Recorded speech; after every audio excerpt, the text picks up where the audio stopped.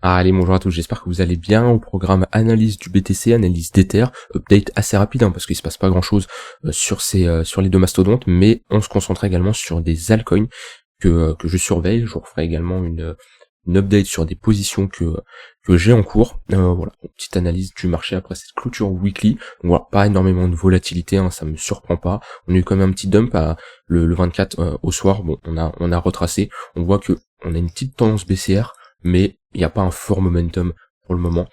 Comment je le vois? En fait, quand vous avez une tendance, qu'elle soit haussière ou baissière, une tendance c'est des crus des sommets de plus en plus bas.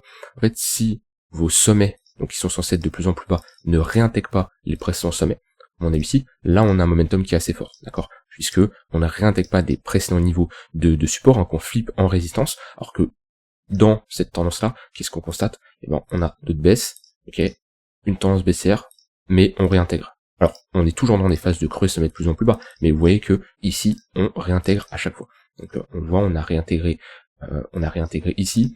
Là, on a un creux qu'on n'a vraiment pas cassé. Donc, voilà, pour le moment, oui, on a une dynamique baissière. Il n'y a pas un fort momentum. Si je mets le MACD, bon, voilà, pour le moment, on est potentiellement en train de pousser à la divergence haussière. On a un début de flux baissier, mais rien à voir avec ce genre de flux baissier qu'on a eu. Pour le moment, par contre, méfiance, ça change pas. Moi, sur le BTC, je continue de me méfier parce qu'on a une divergence baissière qui est toujours validée. Si on commence à valider une petite structure en W sur le MACD, on pourrait invalider cette div baissière, mais dans tous les cas, ça change pas. Moi, sur du swing, avec le TF spot qui arrive, avec le BTC là où il se trouve, je n'ai pas d'intérêt à rentrer en position et à faire de la continuation de tendance, bien qu'on est soit toujours dans une tendance haussière, avec des creux des sommets de plus en plus haut, et qu'on est dans un range, et techniquement un range précédé par une tendance haussière a plus de chances de casser à la hausse, pardon. Moi, j'ai des données en face des yeux qui me disent que on est plus proche de la fin d'une tendance qu'au début. Donc, ça veut pas spécialement dire que c'est la fin et ça veut pas aller plus haut. Si ça continue de hausser, tant mieux pour mon portefeuille spot. Donc d'un point de vue trading, je ne chercherai pas à rentrer. Et comme je le dis depuis un moment, c'est sur les alts qu'il se passe pas mal de choses et c'est les alts qu'il faut surveiller. Ether, c'est globalement pareil. Il fait pas grand chose. On est pareil dans une tendance petite tendance baissière en 4 heures. En 4 heures tendance baissière, en daily on est toujours bloqué dans un range. Et j'ai des convictions qui me disent que il y a de fortes chances de rester dans ce range tant qu'on n'a pas une news sur le TF spot qui est censé arriver début janvier. Donc ça me m'étonnerait pas de créer pas mal de liquidités, que ça soit au nord et au sud, ranger pendant ces deux bornes, avoir des alts qui en profitent pendant ces 2-3 semaines, et en fonction de la réponse de l'ETF spot, avoir pas mal de volatilité, avoir une poussée à la hausse, puis une réintégration, une chute à la baisse. Bon, voilà, c'est le genre de mouvement on peut pas prévoir. On a une annonce comment le marché va se comporter. Moi, je me méfierais à un sell the news, puisque pour moi, sur BTC, même sur Ether, c'est déjà pricé. Alors, on l'a beaucoup moins pricé sur Ether, cette demande de TF. Sur BTC, on l'a très bien pricé, on le voit bien, si je prends du point le plus bas, point le plus haut, plus 70%, ce qui est beaucoup pour le BTC. Ether, ça a été beaucoup plus léger. Mais voilà, pour moi, cette news est déjà pricée. C'est pas une surprise, d'accord? C'est pas une annonce qui tombe et personne s'y attend et tout le monde rentre en position. Voilà, comme je dis, c'est déjà pricé. Donc, pour moi, BTC Ether, je laisse. J'ai toujours du spot, bien entendu, mais je laisse et je laisse sur un cycle entier, voir comment le marché se comporte. Dans tous les cas, je suis pas dans une zone de prise de profit. Sur mes bagues long terme, sur BTC Ether, j'ai des targets beaucoup plus élevés. Alors, au niveau des positions, j'ai toujours Matic et Chainlink, où on est toujours dans une dynamique haussière. Donc voilà, on n'a pas d'affaiblissement du momentum, on n'a pas de divergence baissière. On est ici dans une contraction du momentum. Et techniquement, range précédé par une tendance haussière, plus de chances de casser à la hausse. Chainlink, c'est pareil, pas de... Alors, on avait une petite div baissière, mais au moment où je suis rentré en position, elle n'était pas validée. Dans tous les cas, pour ce genre de setup, je regarde plutôt le momentum en weekly et en daily, une entrée en fonction du price action, mais ouais, on a quand même une petite divergence baissière qui est validée, on la voit ici. Mais dans tous les cas, comme je dis, des indicateurs, il y en a des tonnes. Vous trouverez toujours un indicateur qui contredit vos trades. Le but, c'est d'avoir tout simplement un setup qui c'est tout simplement comme une recette de cuisine, tout simplement. Vous avez vos ingrédients et le but, c'est d'avoir plusieurs ingrédients. Lorsque l'ensemble des ingrédients sont réunis, vous propose une recette, tout simplement votre setup.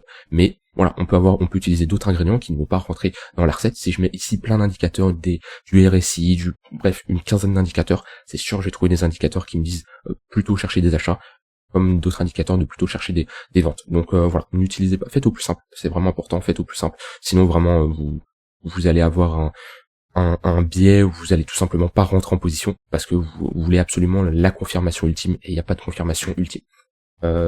Polkadot, j'avais clôturé mon trade, je vous l'avais montré. TRX, j'ai supprimé ma position. Non, c'était sur Binance, c'est pour ça. TRX, clôture de trade également. On l'a bien travaillé ensemble, celle-ci. C'est un trade que, enfin, j'ai pas envie de dire que je l'avais partagé parce que je ne partage pas de trade. Mon but c'est juste de vous montrer ce que je fais pour que vous compreniez comment j'agis, et le but c'est pas de copier des trades mais de s'inspirer d'une méthode et voir ce que vous pouvez faire avec. Mais voilà, c'est une position que j'avais partagée, c'était le 18 décembre à peu près, ou juste avant, on était ici, on n'avait pas encore chuté, on était dans une très bonne zone de localisation pour chercher un long, zone d'imbalance, zone de bad range, et j'ai eu ma confirmation au moment du ravalement ici en 1 heure, donc une entrée agressive d'un point de vue structure, mais voilà, sur des bad range, ça m'arrive de rentrer de manière agressive comme ça, avec prise de profit haut de range. Voilà, on voit que je vais pas chercher à anticiper la cassure de ce range là, on est globalement toujours dans un range, on voit qu'on a une sorte de compression, et ici c'était clairement une zone pour chercher des shorts. J'ai pas eu spécialement de confirmation, après j'ai même pas regardé si j'avais un setup, on avait quand même une petite divergence baissière qui nous montrait un essoufflement, elle a été validée. Est-ce que j'ai une petite structure baissière? Ouais, j'ai une inversion de notre dynamique, on voit qu'on faisait des creux des sommets de plus en plus haut. Ici j'ai eu un M-top, mais j'ai pas eu spécialement de pullback ou de retracement dans la zone d'imbalance, donc si j'avais voulu rentrer en position, j'aurais mis un short ici, mais je ne me serais pas fait exécuter. TRX, voilà, j'ai pas mal d'alt, je vous avais partagé sur Discord je suis en train de prendre des profits. On a CLV, ou c'était quand? C'était le 25 je crois, ou le 24. J'ai reçu une petite alerte, ça fait toujours plaisir. Donc voilà, de récupérer. Donc c'est des positions que j'avais construites il y a déjà un moment. C'était en fin octobre, et encore ça paye assez vite. J'ai des positions que j'ai tenues pendant 6 mois voire 1 an pour prendre des profits beaucoup plus tard. On est ici sur des entrées en weekly, faut pas s'attendre à de la prise de profit, faut pas s'attendre à un pump d'un coup en quelques semaines, d'accord? C'est des positions qui peuvent durer assez longtemps. J'avais CLV, j'avais Pulse également. J'avais Pulse, où vous voyez j'étais rentré ici, on a fait un creux plus bas, on a break, et voilà, ça c'est de la tenue de position, hein. Je suis rentré, alors c'est des positions spot, hein, ici, il y a pas de levier ou autre, j'étais rentré il y a presque 1 an, au mois de janvier, et on est venu chercher mon x2, et il y a mon x4 qui attend au-dessus. Est-ce qu'on ira le chercher? J'en sais rien, j'ai déjà sécurisé 50% de ma position. Si le marché fait ça et va à 0, je sors à break-even, vu que j'ai déjà sécurisé, comme je le dis, 50% de la position. Alors, j'ai pas mal d'altcoins qui sont dans cette configuration-là, on est pas loin d'aller chercher mes premières prises de profit. On a ZIL, on a Celer qui est également pas loin, Lead qui progresse bien.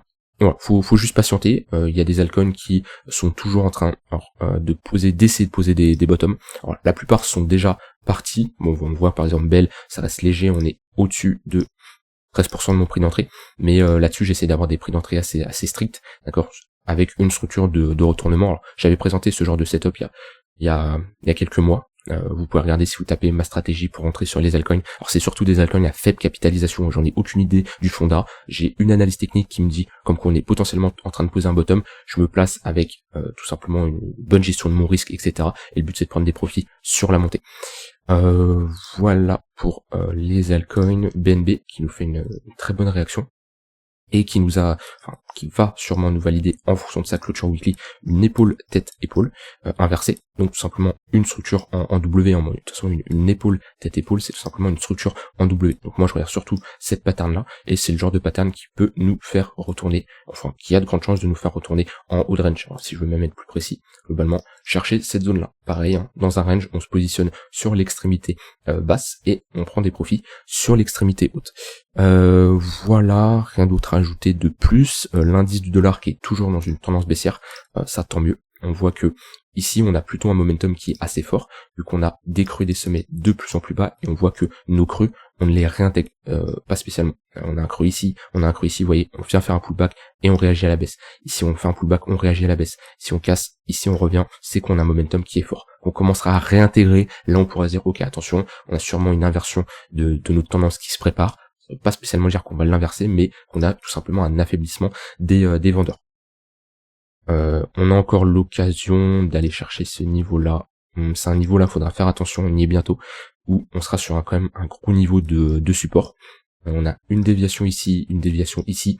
Effectivement, le fait de faire une déviation réintégrée, faire une déviation à la hausse ici, on a piégé des deux camps, on a plus de chances de casser à la baisse ici. Maintenant, si je regarde la tendance de fond, elle reste haussière avec ses patterns de retournement. Par contre, si sur l'indice du dollar, on break ce niveau-là, on valide ici un M-top monthly, ça serait assez bullish et globalement on pourrait retracer, je peux mettre un Fibo,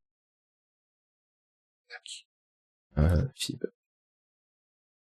0,382, le prochain niveau c'est notre zone de rechargement, donc ici on a une bonne confluence 0,118 avec un très bon niveau de support qui faisait office de résistance. On la break, on voit qu'on a cassé la zone ici, c'est une très très bonne zone, faudra surveiller, mais si on valide ce niveau là, c'est une target tout à fait réaliste qui pourrait nous provoquer une tendance haussière. On est toujours en tendance haussière, mais une nouvelle hausse sur les marchés. Voilà, globalement, j'ai pas spécialement de nouvelles positions. Je me méfie avec l'ETF spot qui arrive. De toute façon, il n'y a pas énormément de volatilité. C'est un peu les vacances, on va dire. Et puis avec le jour de l'an qui arrive, ça va être globalement la même chose. Donc voilà, j'ai des positions sur des alt long terme que j'observe. Si j'ai des opportunités sur l'intraday, sur le BTC ou Ether, je les prendrai tout simplement. Pour le moment, pas de setup en cours. Voilà, soyez prudents, comme je dis avec le TF spot qui arrive. Je parlerai quand on sera plus proche de qu'est-ce que je mettrai en place tout simplement en fonction de comment le marché va réagir. Pour le moment, c'est un peu trop tôt. Ouais, je vous ferai ça sûrement début janvier, une update là-dessus. Voilà, rien d'autre à ajouter. N'hésitez pas vous à me dire ce que vous en pensez du marché actuel. Pour moi, comme je vous l'ai dit, pas grand-chose à faire à moins que vous tradez le range, et dans ce cas-là, haut de range, opportunité de short, bas de range, opportunité de long, milieu de range, pire endroit pour se positionner. Voilà. Et globalement, là, on est vers le milieu de range, donc je ne chercherai ni des longues, ni des shorts. Voilà, je vous souhaite une très bonne fin de journée, brief assez court, il n'y a pas grand-chose à ajouter de plus du dernier brief que je vous ai dit. Je vous souhaite une très bonne fin de journée, on se retrouve demain pour une prochaine vidéo. Bye bye.